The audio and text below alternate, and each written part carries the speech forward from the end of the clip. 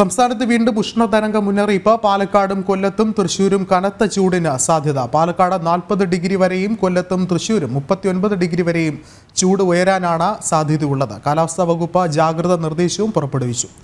കൂടുതൽ വിവരങ്ങളുമായി രശ്മി കാർത്തിക ചേർന്നുണ്ട്. രശ്മി, നിലവിലെ ഈ ഒരു ജാഗ്രതാ മുന്നറിയിപ്പിനെ എങ്ങനെ വിലയിരുത്താം?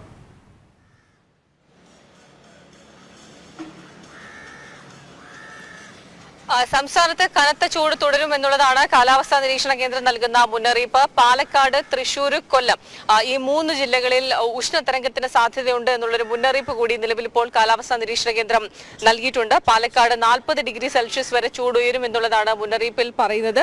കൊല്ലം, തൃശൂർ ജില്ലകളിൽ 39 ഡിഗ്രി സെൽഷ്യസ് വരെ ചൂട് ഉയരാനുള്ള ഒരു സാധ്യതയുമുണ്ട്. മറ്റ് എല്ലാ ജില്ലകളിലും ശരാശരി താപനില 35 ഡിഗ്രി സെൽഷ്യസ് ആണ്. ഏതായാലും എല്ലാ ജില്ലകളിലും ഇതിനേക്കാൾ കൂടുതൽ ചൂട് അനുഭവപ്പെടുമെന്നുള്ളതാണ് മുന്നറിയിപ്പിൽ പറയുന്നത്. അന്തരീക്ഷ ഈർപ്പം കൂടി ഉള്ളതുകൊണ്ട് ഈ കനത്ത ചൂടിന് സാധ്യതയുണ്ട് എന്നുള്ളതാണ് ഈ മുന്നറിയിപ്പിൽ പറയുന്നത്. പൊതുജനങ്ങൾ പ്രത്യേക ജാഗ്രത പുലർത്തണം. വരുന്ന ഒരാഴ്ച കൂടി ഈ ഒരു സാഹചര്യം തുടരും. വർഷങ്ങൾക്ക് ശേഷമാണ് ഈ ഒരു കനത്ത ചൂട് സംസ്ഥാനത്ത് അനുഭവപ്പെടുന്നത്. അതുകൊണ്ട് തന്നെ ദുരന്ത നിവാരണ അതോറിറ്റിയും കാലാവസ്ഥാ നിരീക്ഷണ കേന്ദ്രവും ദിവസവും പൊതുജനങ്ങൾക്ക് ജാഗ്രതാ നിർദ്ദേശം പുറപ്പെടുവിക്കുന്നുണ്ട്. പ്രത്യേകിച്ച് ഈ 11 മണി മുതൽ വൈകുന്നേരത്ത് 3 മണി വരെയുള്ള സമയത്ത് യാതൊരു കാരണവശാലും നേരിട്ട് വെയിലേൽക്കരുത് എന്നുള്ളതാണ് നിർദ്ദേശത്തിൽ പറയുന്നത്. പുറത്തു പോകുകയാണെങ്കിൽ ചെരുപ്പോ കുടയോ നിർബന്ധമായും ധരിച്ചിരിക്കണം. അതോടൊപ്പം തന്നെ സൂര്യാഘാതം ഉണ്ടാകാനുള്ള സാധ്യതയുണ്ട്, സൂര്യാതപം ഏൽക്കാനുള്ള സാധ്യതയുണ്ട്, നിർജ്ജലീകരണം ഉണ്ടാകാനുള്ള സാധ്യതയുണ്ട്. കഴിഞ്ഞ ദിവസങ്ങളിലൊക്കെ ഈ സൂര്യാതപമേറ്റ് മരണങ്ങൾ റിപ്പോർട്ട് ചെയ്യപ്പെടുന്ന ഒരു സാഹചര്യം ഉണ്ടായി. അതുകൊണ്ട് തന്നെ ഇതിനെ നിസ്സാരമായി കാണരുത് എന്നുള്ളതാണ് ആരോഗ്യവകുപ്പ് നൽകുന്ന നിർദ്ദേശം. ദുരന്ത നിവാരണ അതോറിറ്റിയും ആരോഗ്യവകുപ്പും പുറപ്പെടുവിക്കുന്ന എല്ലാ നിർദ്ദേശങ്ങളും കർശനമായി തന്നെ പാലിക്കണം എന്നുള്ളതും പറയുന്നു. പ്രത്യേകിച്ച് പ്രായമായവരും ചെറിയ കുട്ടികളും ഗർഭിണികളും ഈ ഒരു സമയത്ത് 11 മണി മുതൽ 3 മണി വരെയുള്ള സമയത്ത് പുറത്തേക്ക് ഇറങ്ങാൻ പാടില്ല. പരമാവധി വീടുകളിൽ തന്നെ തുടരണം. അതോടൊപ്പം തന്നെ വെയിലത്ത് ജോലി ചെയ്യുന്ന നിർമ്മാണ തൊഴിലാളികൾ ഉൾപ്പെടെയുള്ളവർ പ്രത്യേക ജാഗ്രത പുലർത്തണം എന്നുള്ളതാണ് നിർദ്ദേശത്തിൽ പറയുന്നത്. വെള്ളം കുടിക്കാൻ ദാഹിച്ചില്ല എങ്കിൽ പോലും തുടർച്ചയായ ഇടവേളകളിൽ വെള്ളം കുടിച്ചുകൊണ്ടേയിരിക്കുക. കാരണം നിർജ്ജലീകരണം ഉണ്ടാകുന്നത് നമുക്ക് അറിയാൻ കഴിയില്ല. സംസ്ഥാനം തളർന്നു വീഴുകയോ അല്ലെങ്കിൽ ആ സൂര്യാതപം ഏൽക്കുമ്പോഴാണ് നമുക്കിത് മനസ്സിലാക്കാൻ കഴിയുന്നത്. ഏതായാലും ഈ ഒരു സ്ഥിതി വരുന്ന ഒരാഴ്ച കൂടി തുടരുമെന്നുള്ളതാണ് മുന്നറിയിപ്പിൽ പറയുന്നത്. വേനൽക്കാല രോഗങ്ങൾക്കെതിരെയും പ്രത്യേക ജാഗ്രത പുലർത്തണമെന്നുള്ള നിർദ്ദേശമുണ്ട്. ചിക്കൻ പോക്സ്, ചെങ്കണ്ണ്, വൈറൽ പനി ഉൾപ്പെടെയുള്ള മഞ്ഞപ്പിത്തം, ഡെങ്കിപ്പനി ഉൾപ്പെടെയുള്ള രോഗങ്ങളും സംസ്ഥാനത്ത് വ്യാപകമായി റിപ്പോർട്ട് ചെയ്യപ്പെടുന്നുണ്ട്. ഇതിനെതിരെയും ജാഗ്രത പുലർത്തണമെന്നുള്ളതാണ് നിർദ്ദേശത്തിൽ പറയുന്നത്.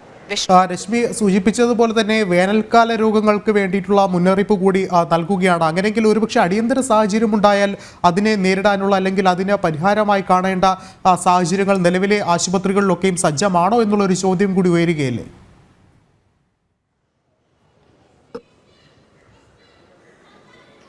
വിഷ്ണു, അത്തരത്തിലുള്ള മുന്നൊരുക്ക നടപടികളൊന്നും തന്നെ സംസ്ഥാനത്ത് ആശുപത്രികളിൽ സ്വീകരിച്ചിട്ടില്ല. അടിയന്തര യോഗം ആരോഗ്യമന്ത്രി കഴിഞ്ഞ ദിവസം ഉൾപ്പെടെ വിളിച്ചു ചേർത്തിരുന്നു. പക്ഷേ ഈ നടപടികൾ ഒരു മെല്ലെപ്പോക്ക് ഇപ്പോഴും തുടരുന്നുണ്ട്. ഡെങ്കിപ്പനി ബാധ തിരുവനന്തപുരം, എറണാകുളം ഉൾപ്പെടെയുള്ള ജില്ലകളിൽ വർദ്ധിക്കുകയാണ്. കാരണം ഈ ഡെങ്കിപ്പനിയൊക്കെ കൂടുതൽ റിപ്പോർട്ട് ചെയ്യപ്പെടാനുള്ളൊരു കാരണം ഇടവിട്ടുള്ള മഴയാണ്. മാത്രമല്ല ഈ ഒരു കടുത്ത വേനൽ സമയത്ത് നമ്മൾ സംസ്ഥാനത്ത് കൊതുക് നിവാരണ പ്രവർത്തനങ്ങളും മഴക്കാല പൂർവ്വ ശുചീകരണ പ്രവർത്തനങ്ങളും നടത്തേണ്ടതായിട്ടുണ്ട്. പക്ഷേ തദ്ദേശ സ്ഥാപനങ്ങൾക്ക് ഫണ്ട് ഇല്ലാത്തത് കാരണം, അതായത് സർക്കാർ ഫണ്ട് ആവശ്യപ്പെട്ടിട്ട് ഫണ്ട് അനുവദിച്ചിട്ടില്ല.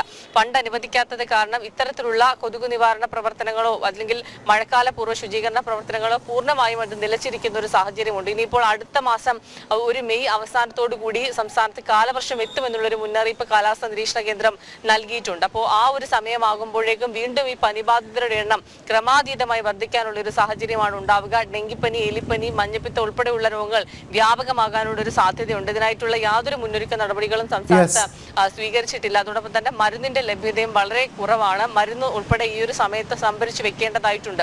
അതിലും ഗുരുതരമായിട്ടുള്ള അനാസ്ഥയാണ് ആരോഗ്യ വകുപ്പിന്റെ ഭാഗത്തുനിന്നും ഉണ്ടായിക്കൊണ്ടിരിക്കുന്നത്. വ്യക്തമാണ്. രശ്മി കാർത്തികയാണ് വിശദമായ റിപ്പോർട്ടുകൾ പങ്കുവച്ചത്.